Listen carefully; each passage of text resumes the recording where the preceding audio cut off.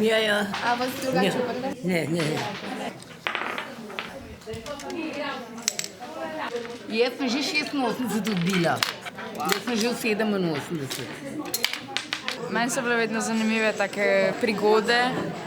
Kot, naprimer, moja baba mi je velikokrat razlagala, kaj so delali kot mladi. Kakšne družabne igre ste pa imeli? Nobenih, tako če sploh ni bilo državnih iger. Del, nič drugega. Noben ne bo verjel, da je bilo tako. Med vojno. 4 vrsto. Lahko se tudi veliko naučiš, a ne? Pač starejši lažji si vzamejo čas in pač zato tudi lažje tukaj igramo, kot pa doma, ker nimajo tako veliko časa. Tele moram biti čah. O, par! Kjera sreča? Vi ste, gospa? Vi ste. A je? Evo, pa imate. A se vam spomin še dosti dober dela. Moram reči, da ste si zelo veliko zapomnili. Kira? Definitivno.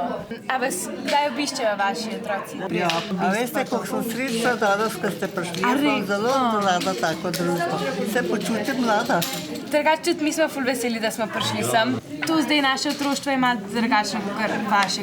Mi drugače se ne igramo takih državnih iger, kot so tukaj.